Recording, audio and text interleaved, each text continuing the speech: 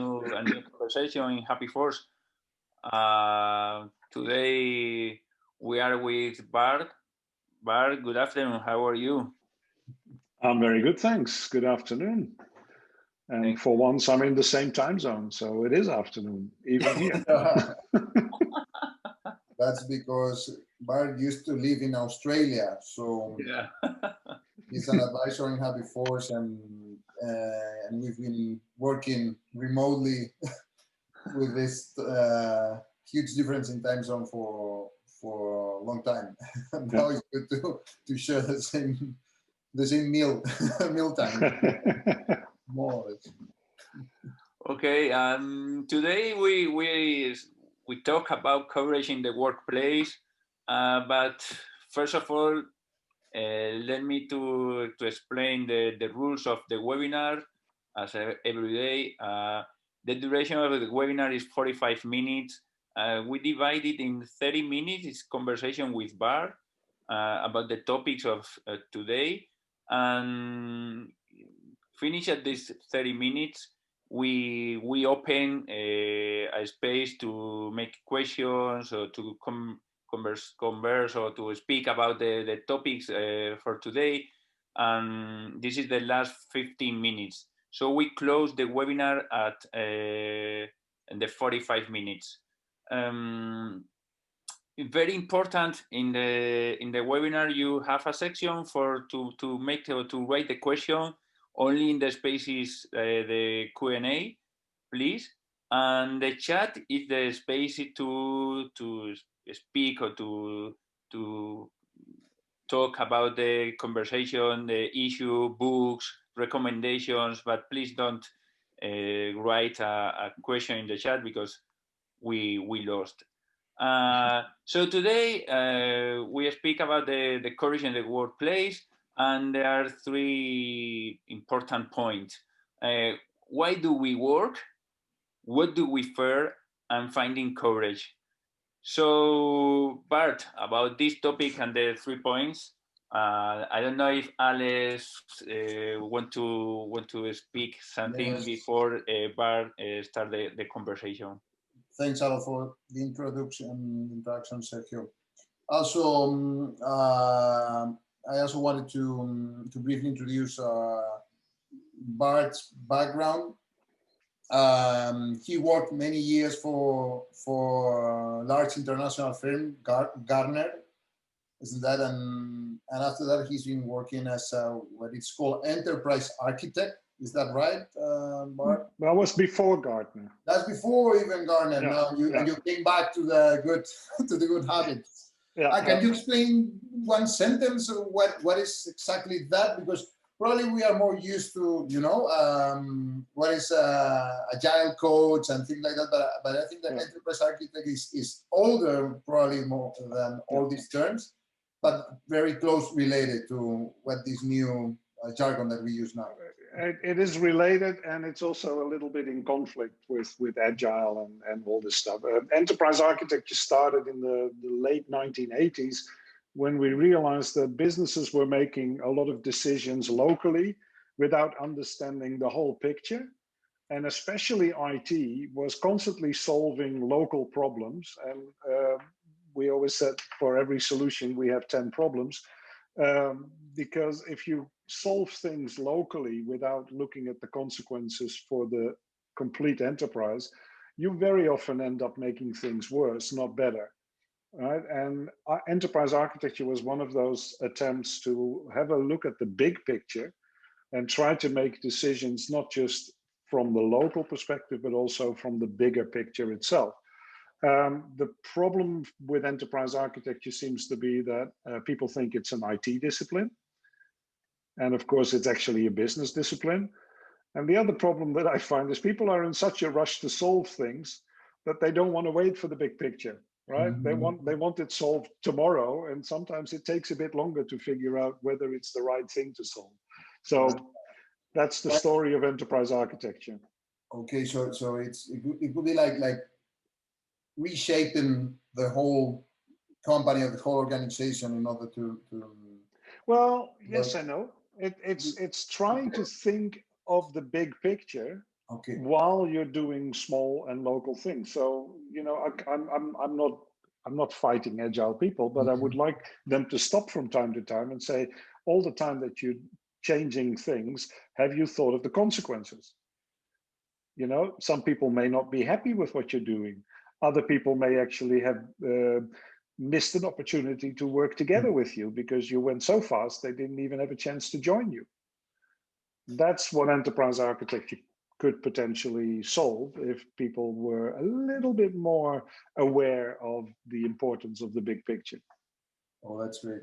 I also would say that you are one of the persons that I know that have more let's say knowledge about cultures in company, how people work. If they ask me, I would define you as a philosopher more than an architect. You know. Yeah. Also, we will right. also send some links because so Bart is a great writer.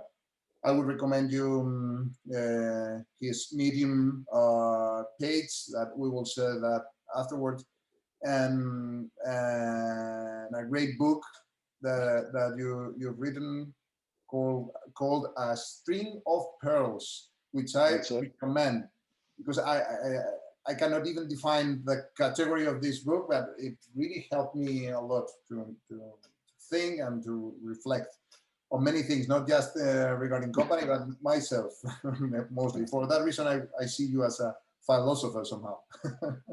So thanks, Bart, and let's dive directly into what brings us here today, which is courage in the workplace. I love that title because at the beginning we were talking about fear. You know, that was our entry point of this, because it's with all this COVID situation. I was feeling so much fear coming from the press, from in every different way that we turned that into something more positive. So I will leave you to start with the first point of the day, which is why you framed it like that. Why do we work? Okay. Yeah. So it's not a punishment, no? It's not. No, it's not a punishment. And the reason that we changed from fear to courage was also that there's fear enough already. So let's try to be positive, right? But I think thinking about why do we work, I started to realize that the answer to the fear is actually in the motivation that people bring to their work. So this is a little model that I developed over the years. And don't get me wrong, when I present models, these models are not right and they're not complete, but they're useful, right? So they're ways of talking about a difficult concept to give you handles on the situation. Why do people work? When you ask most managers and even a lot of employees, the first answer is usually, well, because we need to make money, we need to eat, we need to pay the rent. So money is the first answer. But it turns out that if you look at the real reasons people work, money is certainly not the only answer. And if you rank it in terms of importance, it's actually not even the first answer. For instance, there's a lot of people that work for nothing. Volunteers. I come from Australia, where volunteers are doing a lot of the work. But also, if you can't work, when you ask people what's the worst thing about being unemployed, it's not the lack of money. It's the lack of purpose. It's the lack of belonging. It's a sense of being worthless. So if you look at this circle, for me, the very first thing is participation. It's the sense of belonging to some group, to belong to something bigger that you can be part of. We are social creatures, so we want to be part of something. If you are unemployed, you feel left out. You feel alone. That's one. Then the other one is passion. A lot of people work because they want to achieve something. They have a passion for something. I talk to a lot of artists, and a lot of them make no money at all, right? They lose money.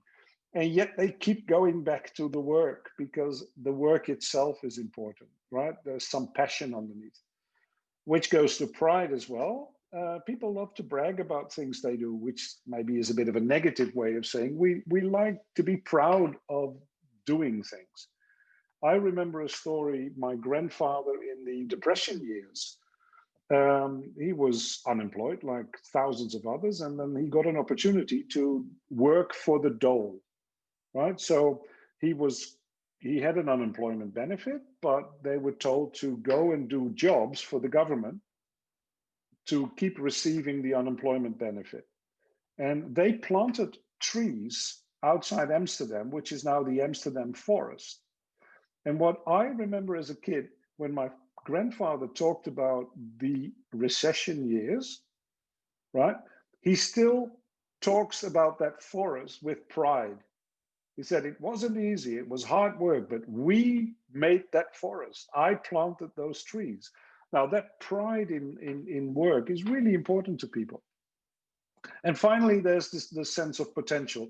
We also work because we think we can get better at things. We can improve ourselves. We can grow up in the world. We go forward. So these are what I call the social drivers, because they're not so much individual as they play to our sense of being a social creature. Yeah? Now, Alex. I think, Bart, that this would explain why there are some people, if not many people, that when they retire, you know, they fall into illness and depression. That, you know, that they say, okay, this guy or this woman, she was amazing, she was joyful, she was, and then after a couple of years of retirement, that you think that you can just, you know, read and be with your grandchild or whatever, grandkids. Or whatever, then because you lost so many of these social drivers somehow. Unless you replace them with other things, of course.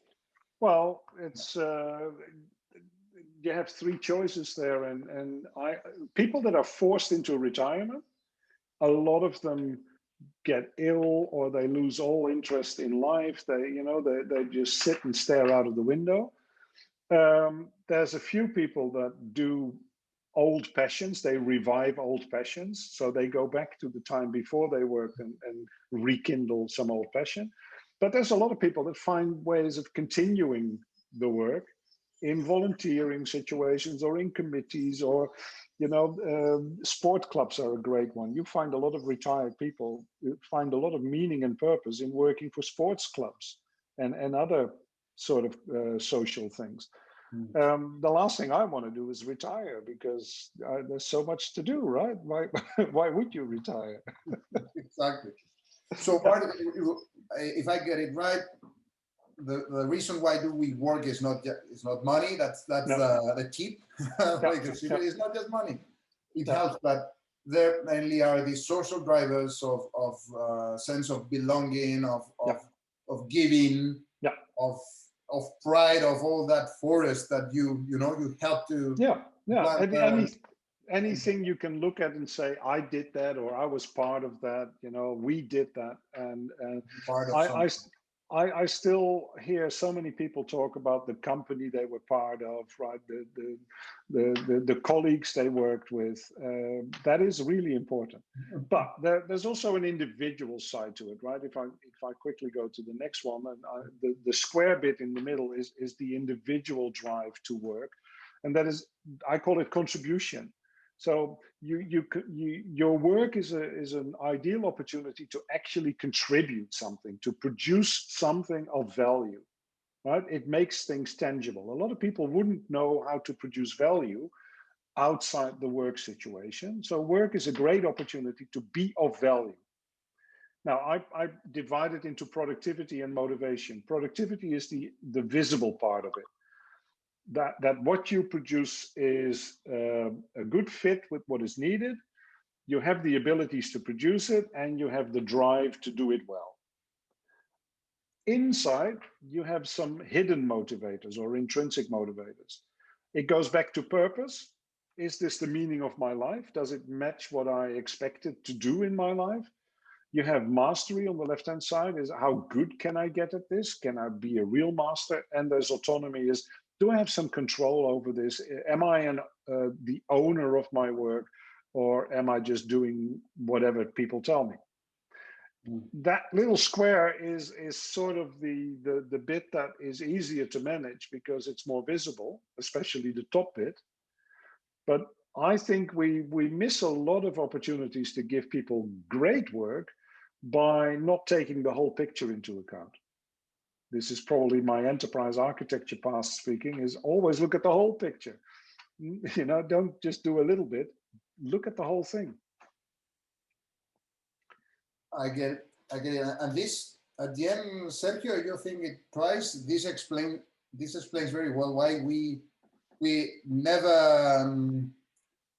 Let's say that we don't want to sell happy force. You know, when we had some approaches of people saying, "Okay, I want to. Are you interested in selling the whole company and being rich?" And the thing is that we always say the same, that if we ever sold the company, we're going to take this money to build another company, hire the same team, and do something that we really love, that is meaningful, that we feel part of it. You know, that.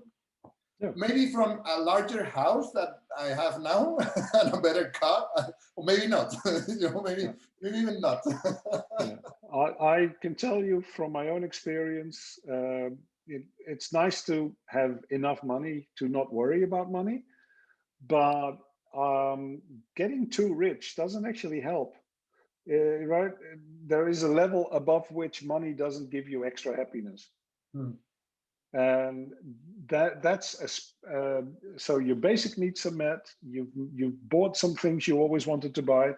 Then extra money only becomes a burden, and there's a lot of evidence for that. And you can almost see it like an exponential curve. Every time you need to get twice as much on top of it to get the same feeling of extra happiness. So your first million is wow, I have $1 million. To get that same feeling, you need $2 million. And to get that same feeling again is $4 million. And before you know it, it's impossible to get that happiness again. Yeah.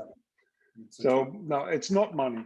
So part of the story then is, what is the fear then? Because this is all good news, right? People are happy to work. They love working. We all go to work whistling and singing. Yes, why fear is so bad? Because I've seen that, you know, fear is somehow a very good motivator, you know, to get people, you know, working hard and like we've seen that in organizations like in the army, we've seen that in, you know, in movies. That fear it looks like a great motivator and easy to access to it. Yeah. Well, we'll get back to how easy it is to use fear as a motivator in a minute. I have something to say about that, but there's something that is forgotten. There's one type of fear that's easy to identify. That is the fear of losing your job. Right? And I didn't even put it in the picture here because the fear of losing your job is the basic fear that everybody faces. And we shouldn't discount that, because unless you're the owner of the company, well, even as an owner of the company, you can lose the company, right? There's always this nagging fear of losing the ground underneath your feet. So let's put that as a given.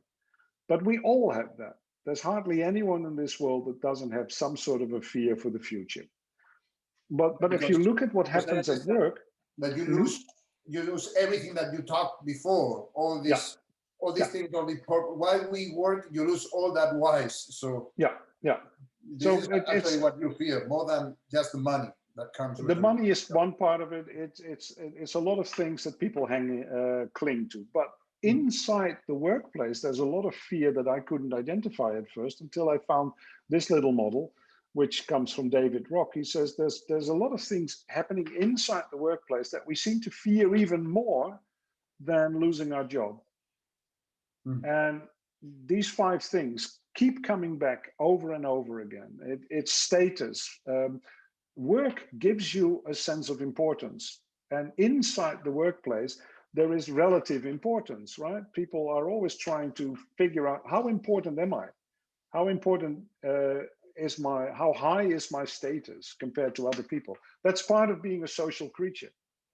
we're not all equal. We're equal, but some people are more equal than others, right? And you know how it is. There's always a little bit of political fighting. There's certainty. Work should give us a sense of predictability of the future. Imagine a workplace where every day is different. You come to the office, you don't know where you're supposed to sit, you don't know what you're supposed to go and do there. You may not even know who your boss is going to be. That is a really terrible prospect for most people. We like things to be somewhat predictable. Then there's autonomy. I already mentioned that one, but it's something we fear as well. On the one hand, we fear being completely alone and on our own, but we also fear having nothing to say about anything. And most people want to be somewhat towards the autonomy side of the spectrum, where at least there are some things we have control over. And then we have relations, which is all the people we are connected to. Who do we consider part of our tribe? And we fear that people are either taken away from our tribe or that we are taken away from our tribe. And this is especially when organizations change. A lot of people feel that they are moved out of a group that they're comfortable with and end up in some unknown group. And people fear that much more than they even realize. And the final one is fairness. We expect work to be fair. We expect to get a fair reward for our work. We expect to get recognition. We expect other people to be treated fairly and equally. Now, this fear, and I think, Alex, when we started preparing this thing, I used to say these are the most important fears in the workplace. But then you mentioned COVID. And you could just put all five on the table and say COVID has done the same thing to all of us, inside and outside work. We don't know where we are anymore. Absolutely. The whole world's become unpredictable. It hits the five. Yeah. These five pillars. Yeah. And if you quickly look at them, right, the world has become unpredictable. We have governments telling us one day to go left and the other day to go right, to stay home, go out, wear a mask, don't wear a mask, right? How do we deal with that? We have no autonomy because we are being told without being asked. And all these rules are coming over us and we have no way to push back. Relations are under pressure because a lot of the social side of work happens in the offices. It happens during coffee breaks and lunch breaks. And now we have to learn to do that remotely. And a lot of people struggle with it because it breaks the relationship aspect of work. And then there's fairness. There's nothing fair about COVID, right? I've been a good boy all my life and now I'm unemployed. Why? That's not fair. I've done nothing wrong, and I hear it, especially in the Netherlands. Now they closed the restaurants and the pubs again, and the pubs say, "But we were so obedient," as if it's a punishment. It has nothing to do with punishment, but it feels really unfair. Yeah, and if you think it thoroughly, all this fear that comes with the COVID situation that hits, we see that hits perfectly these pillars of the comfort zone. The problem that I've seen in organization, I don't know if that's right from your perspective, is that when you are in a state of fear, your brain is just in the mode of avoiding this fear, avoiding this danger. And I think that may work if you have to run from, a lion that wants to eat you. But when you are in such a complex situation as an organization, that if you run on fear, it won't help you to solve the situation because you need to lean on creativity, on communication, on understanding people, on empathy, and all that aspects. I think that they are completely, erased when fear is in the organization or in people. So at the same time, that fear, now COVID come. Okay, let's give the keys of the company to the CFO that is going to run the company through an Excel file. And the only goal is how much money we have to save every month. you know. Yeah. That's completely fear. Yeah, and it's worse than that. I think you pointed at something, and that is I didn't even get into what fear does to us. But if you look at the brain chemistry, when you're afraid, you get a chemical reaction in the brain that makes you nervous. It makes you want to run or fight, but it makes you defensive first of all. You're not looking for new ways of doing things. It just focuses you on being safe, and you stop being creative. You stop trying things that are unknown. The other thing that it does is you fall back on what you know because that feels safe. And the more afraid you are, the more stuck you become in how you do things and how you think about things. So when we all live in fear, we all become defensive, and we forget to be creative, and we forget to look forward. And so fear is the worst thing to do to people, especially when you need new answers. So to come back to your thingy about fear is a good motivator, only when you know exactly what needs to be done and how often and how much, then fear can work, because there's no creativity needed, there's no thinking needed, there's just an automatic response. But even then, fear exhausts people. So if you motivate people through fear all the time, they end up really, really tired. Now, if you take the opposite, which is sort of the optimism and the courage, courage is not the absence of fear. Courage is the ability to look at your fear and decide not to respond to it. And once you take one step out of your comfort zone in a positive way, you get a whole different brain chemistry, which gives you energy. You get dopamine and you get adrenaline going, and every step that works gives you more and more energy. So if you can get out of the fear using courage, which is a sort of a choice almost, you'll find that instead of getting tired and burned out, you start getting energy and you get motivated. And how do we find this courage? Yeah, that's this one. Because to complete getting all together, you know. Yeah, well, I looked at two things. One is the internal side. So the in a string of pearls, for instance, I write a bit about where you can find your individual courage, but you don't need to find it by yourself. Looking at the social structure of work, look at your environment. There's all these things that I put in here. For instance, support. Don't try to protect your own comfort zone. Ask other people, right? Or give support to other people. It's very often interesting that start supporting other people and your own fears become less. Because mutual support gives us a sense of, wait a minute, we're not that bad. We're not that stuck, really, right? There's things we can do together. We're not alone in this. I'm not alone so in this. Either ask for support or give support. That's one way of finding courage.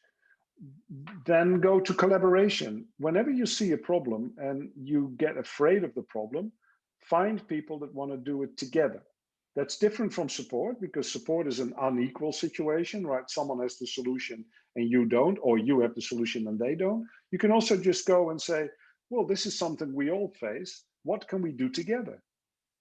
Again, it solves the problem of feeling alone, and your brain is very much afraid of being alone. Then there's reward. And this is interesting in COVID times as well. The money as a reward thing becomes problematic, right? The economy goes down. Find other ways of rewarding yourself and others. Reframe the reward side. What is a good reward in times when there is no money? Well, it could be recognition. It could be doing something special. It could even be doing something completely unexpected, like throwing a party. Why? Because we have no money left. It's amazing how you can be creative with rewards to give people that sense back of, hey, there's positives, right? We get valued. We are recognized. And the other one is ownership, which I don't mean that you give people full ownership of everything, but you encourage yourself and other people to pick things that they can control. Even when everything feels out of control, there are things that you have control over, right? I decided to, for instance, to always get up in at the same time in the early mornings, even though I don't need to anymore because I don't need to get to work. I have control over that. I can block parts of my calendar so that people can't book me for stupid hours. That gives me a sense of control. So I take some ownership, and that gives me a sense, hey, not everything is hopeless, right? Not everything is lost. And that's basically for the last minutes. Yeah, exactly. Yeah. Because I remember that now we have a tool that we can use to find or to boost this courage in the workplace, which is as simple as language. Yeah. Is asking well, questions. So the final slide, and this is a little bit of an elaboration on the SCARF model, is when you really want to reach out to people, we have a tendency to tell them what to do. And that can actually trigger all sorts of defensive reactions. So don't tell them what to do, ask questions. And here's a few questions that relate directly to those 5 elements.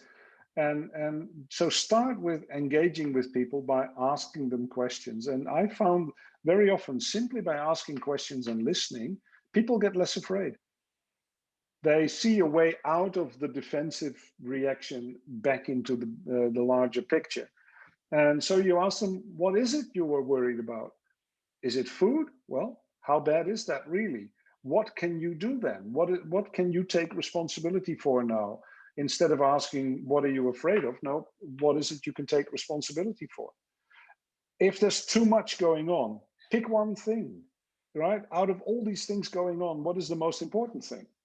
Then how can we test this? So instead of saying the whole world is going to fall over, well, maybe there's something that could improve things, but let's do it in small steps so we can see progress. What is good about this situation? Really interesting, when you ask people what is good about COVID, they look at you like you're crazy. Well, the air is cleaner, there's less noise in the street. And a lot of people actually found that they like working from home under certain conditions, right? So look at the positives. And how can we solve this together? I already mentioned this one. That's the most powerful question I can ask, is not what can I do for you, what can you do for me, but what can we do together? Love that. Yeah. I think that is a great ending to this small chat. Let me, Sergio, let me just wrap up so Bart can test me if I get it right. What we should do is we should scream to people, and still fear, so they work harder and we get out of this mess, no? No, okay. Pretty much no. Pretty much no. So I really love it, because the first thing that I've learned is that the reasons behind why do we work, that it is not just money. When money is out of the equation, it's much more about a sense of belonging, pride, participation, getting better, having this passion and contribute, be of value, let's say. Then we talk about what we feel inside the workplace, that there are things that are worse than losing the job, which is hard because you are losing all that things that we said before. But the fears that you have inside the workplace, like this, your status, the predictability of what's going on, the autonomy of having choices to do, the fairness. There are these things that all of that have been, we use this COVID example, have been hit hard by COVID, both in the workplace and in our lives. And we've seen that when you're afraid, you only are trying to avoid danger and to keep safe.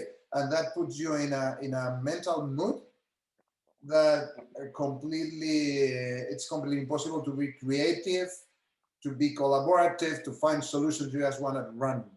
Yeah. So, but there are some things that we can do to find this courage. I love that definition that you brought with courage, which is look at fear and do nothing about that. Just don't respond. So you said courage is a choice. It's not having fear. It's looking at fear and say, okay, I'm going to do nothing with this. Yeah. And then you can make a lot of small changes in the environment that are going to help you to find this courage. Ask and give support, do things together, reward people even when we lose, and take ownership of small things. And then what I really love at the end is that how can use these safe questions if you want to reach people deeply. So instead of telling them what to do, ask them these questions. That the most powerful that I've understood is what we can do together. Yeah. What we can achieve together. Yeah. That closes the loop with all this sense of belonging that we talked at the beginning, with all sense of, gas, give support, and do things together. So I'm all right. Yeah, you pass. You pass. The diploma. You pass. Yeah, you pass. Okay, you pass. So thanks a lot. Now, Sergio, you want to end now, and we have some more minutes to. Yeah. We some can. Questions you have. A space open to 10-15 minutes if anyone wants to make question for Bart or to go on to the conversation with us. So in the chat or in the question space here in the Zoom, if everyone want to write a question, we translate to Bart. Yeah, I think that if you are attending the webinar, although we are recording it and editing it, you have the chance to ask directly. So to be also part of it. Meanwhile, Bart, I would really ask you to talk just very briefly about this book, The String of Pearls, because for me it's even difficult to, when they say, okay, what is this book about? And it's like, well, you have to read it to answer that. So maybe look, I show you the picture because it says creating a better future from the stories of your past. That's actually what it's about. I wrote the book because I used to work with people around how much of your future is made for you by others versus how much of your future do you make yourself. And I found that most people do not know how much of their future is their own work. They just it's like they're in a river being dragged along to the future and they feel totally helpless and whatever happens, happens. Or they have the idea that everything is their work, right? That they have to create the whole future. And the answer is actually in the middle. It's, yes, you're in a river and the time is taking you into a certain direction, but there are choices you can make. Now, the book is about how do you decide what choices to make? Where do you find those choices and how do you measure them? Let me ask you this, because this was resonating with this super famous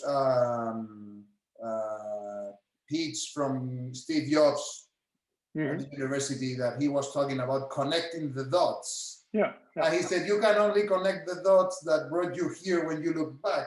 Yeah. Somehow what you're trying to do is, no, I mean, I can tell you how to figure out how to put the dots now to build the path for the future. So the string of pearls is actually that you have the pearls that are the great moments from your past. If you learn to recognize the good moments in your past and you put them all together, then you get a string with pearls on it. And then you start thinking, okay, what would the next pearl be? And you use your past beautiful pearls to imagine the future beautiful pearls. And then that gives you something to measure your choices by. Again, this doesn't do the book justice because it's also a story about my own choices.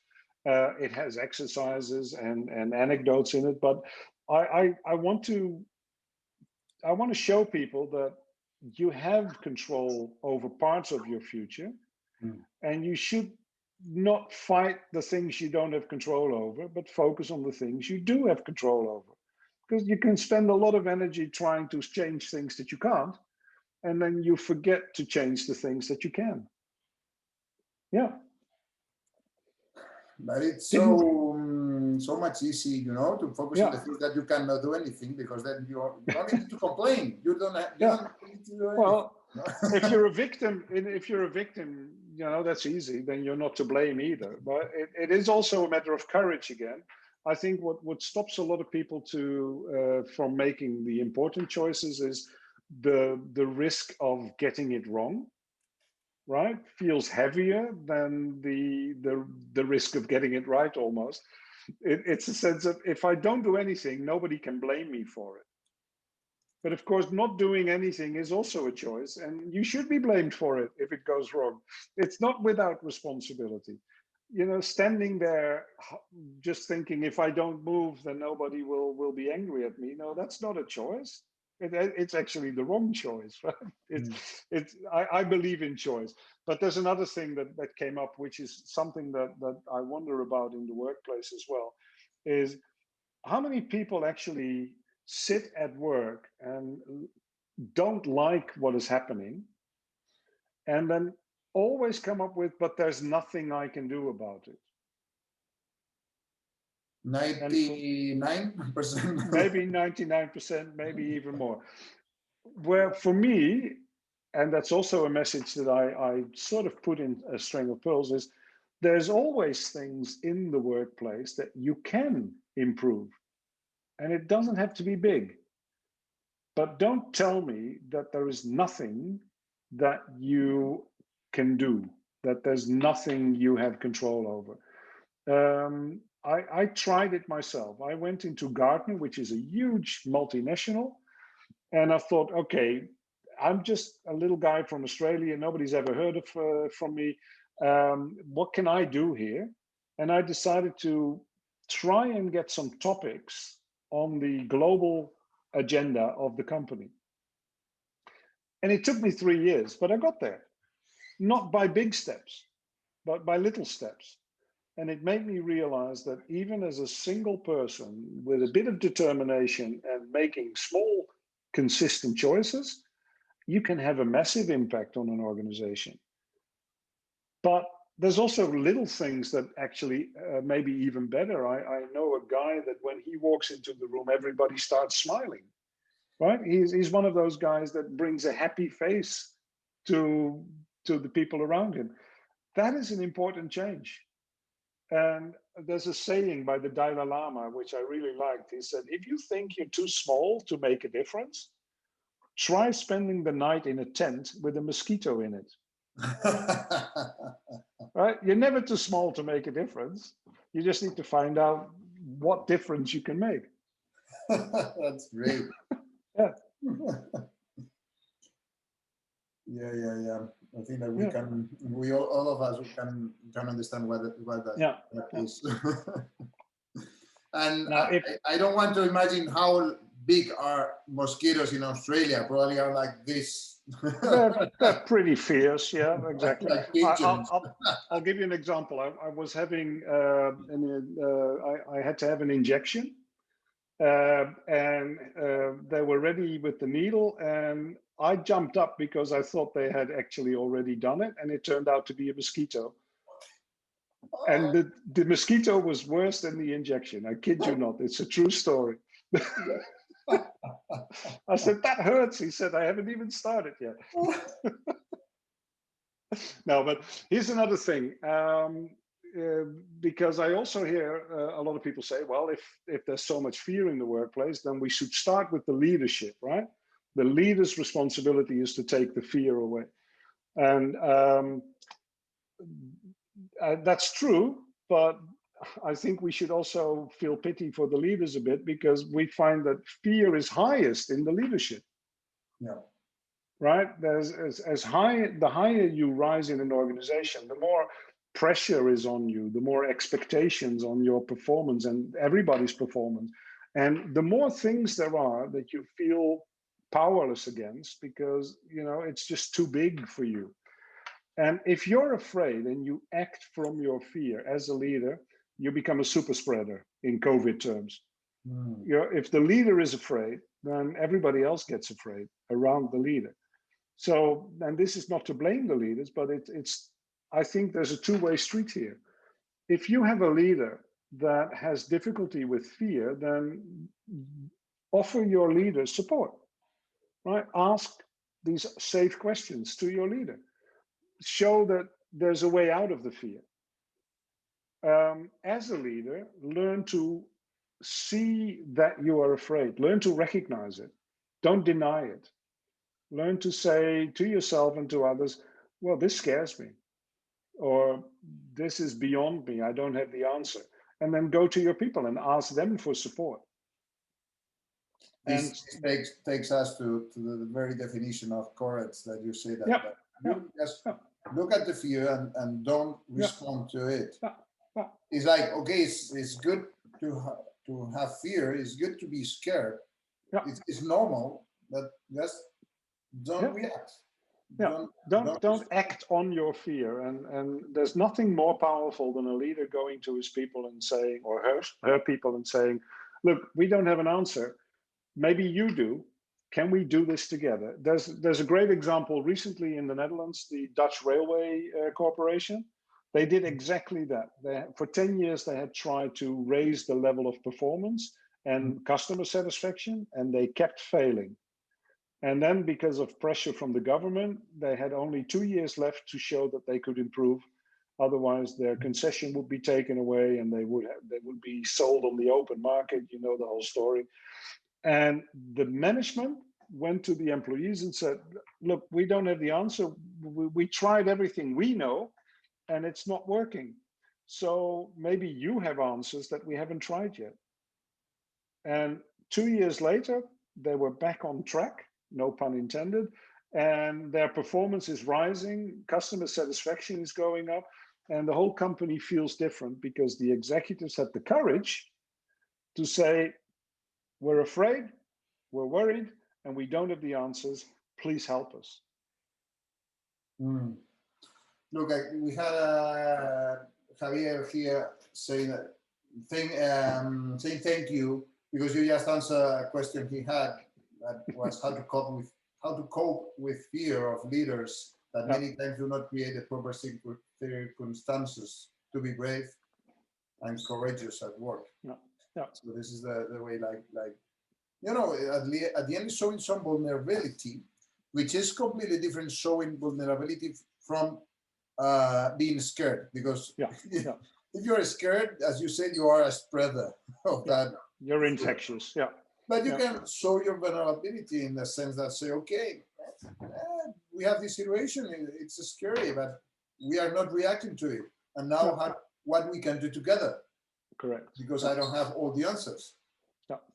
Maybe the parting message here is that work is a social activity, right? It may feel you're doing it alone. It may feel that you're just a single person fighting big battles. You're never alone at work. It's something we do together. The stronger the togetherness, and here's one other last thing. Managers and employees are not different beasts, right? We're all employees.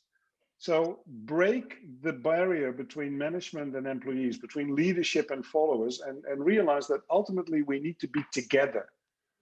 And so use the social connection and the social motivators, and that is a really powerful source of courage, and then move forward.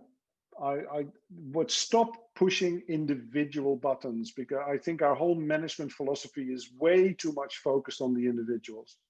Learn to do the social side, and we would be much better off.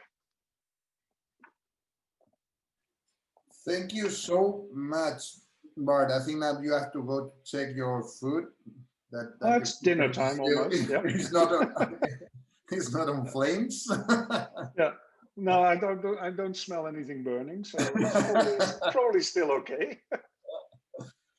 So thank you so much. It's been a very, very interesting, very productive conversation. I think we had plenty of ideas and strong messages. Now we are gonna do the job of gathering all those pieces of these pearls that you left us. Okay. And put them together. So thank you so much. Well, thanks for having me. I don't know if you want to say goodbye. Yeah, you have to say goodbye. No, thank you for all participants here in the webinar and the conversation. Not only Bart, but thank you very much, and see you next Wednesday. Yeah, we'll be there. See you. Bye. Bye. Thank you for all. Bye.